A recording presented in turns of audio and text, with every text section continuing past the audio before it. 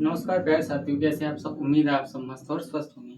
तो जैसे कि आपने पिछली कक्षा में पढ़ा था सर्वनाम के बारे में कि सर्वनाम किसे कहते हैं, सर्वनाम के प्रकार कितने होते हैं, उसके बारे में हमने कल बात करी थी। आज हम करेंगे सर्वनाम के प्रकार। टॉपिक कौन सा चला? पार्ट 2 सर्वनाम। सर्वनाम तो हमने कल सर्वनाम की परिभाषा पढ़ी थी, सर्वनाम के प्रकार पढ़े थे कितने होते हैं। अब उन प्रकारों को हम एक्सप्लेन करेंगे, यानी कि विस्तार तरीके से बताएंगे। जैसे पहला जो सर्वनाम होता है वो होता है निश्चयवाचक सर्वनाम। निश्चयवाचक सर्वनाम। अब निश्चय मतलब किसी चीज को निश्चित होना चाहिए कि वो चीज मेरी है, तो वो निश्चयवाचक सर्वनाम होगा। जैसे कोई वस्तु या वह वस्तु,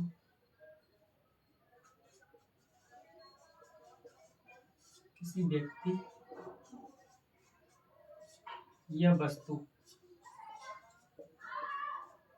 का निश्चित बोध कराना, का निश्चित बोध कराना,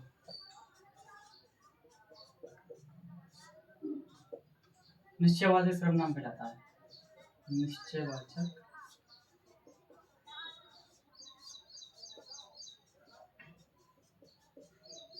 सर्वनाम कहलाता है। इसे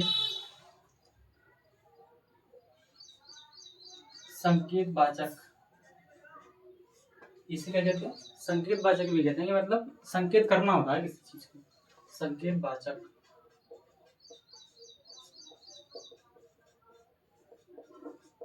सर्वनाम भी कहते हैं।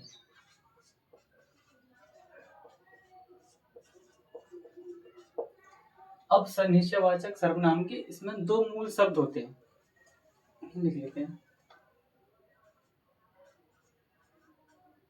मूल शब्द दो होते हैं। कितने होते हैं? दो। पहला होता है यह और दूसरा होता है वह। तो यह और वह निश्चयवाचक सर्वनाम में आते हैं। परिभाषा होगी किसी व्यक्ति या वस्तु का निश्चित बोध कराना निश्चयवाचक सर्वनाम कहलाता है।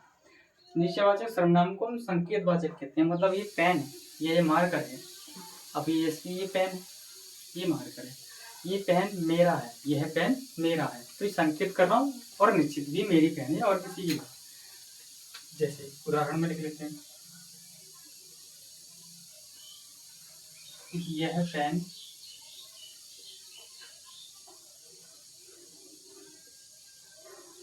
मेरा है।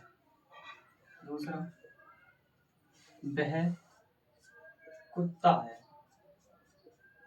वह कुत्ता है। निश्चित कर दिया हमने, संकेत कर दिया कि वह कुत्ता है, वह कुत्ता है। यह पेन है।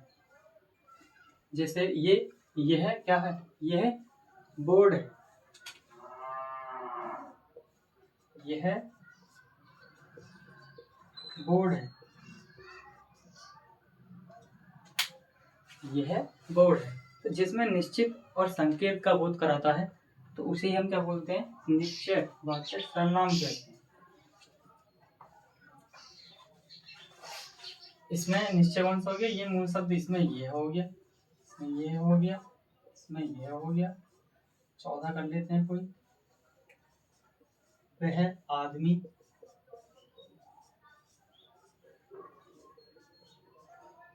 आ गया, इसमें ही वह हो गया।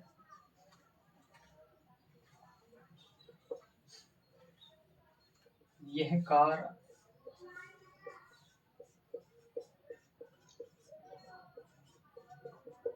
मेरी है, यह कार मेरी है, ये मार्कर मेरा है, ये बोर्ड मेरा है। इस तरीके से लिख सकते हैं। छठा देखिए, यह कुर्सी कुर्सी मेरी है, वह मोबाइल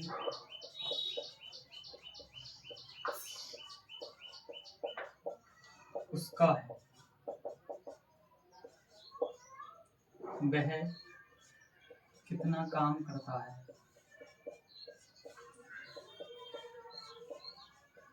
करता है।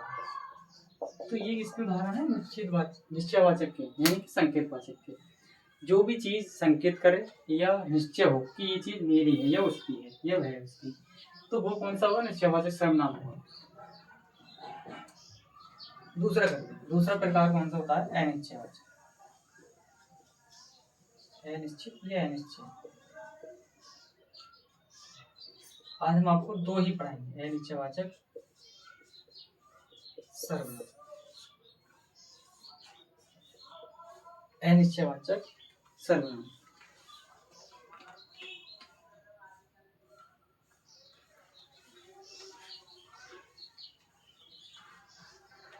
किसी व्यक्ति या वस्तु का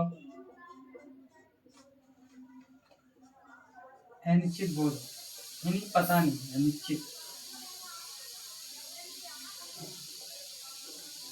बोध, वह अनिश्चित या अनिश्चयवाचक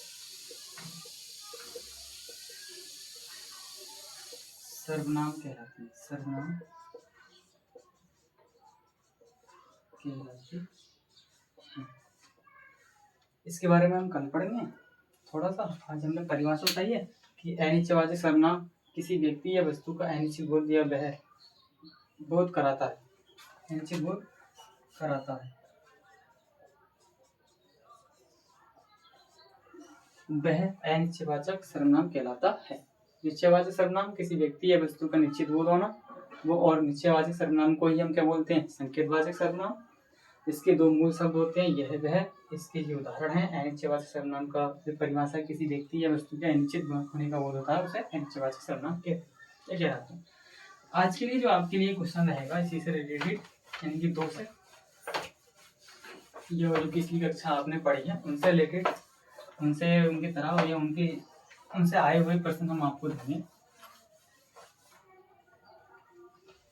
इनके आपको कमेंट बॉक्स में आंसर बताने। Comment box. पहला, कोयला कैसी संज्ञा है?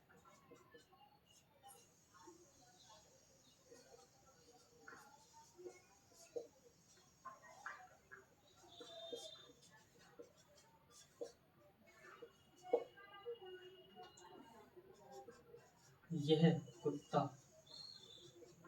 मेरा है। सर्वनाम का नाम। तीसरा, कोई दरवाजे पर आया है। कोई दरवाजे पर आया। ये आपके लिए 3 क्वेश्चन है, इनके आंसर आपको कमेंट बॉक्स में बताने हैं। कोयला कैसी संज्ञा है? कोयला संज्ञा का नाम, ठीक है। यह कुत्ता मेरा है, सर्वनाम बताना कौन सा है। कोई दरवाजे पर आया है, इसमें सर्वनाम बताना है कौन सा है। मिलते हैं नेक्स्ट वीडियो में। आज के लिए इतने काफी। जय हिंद, जय भारत।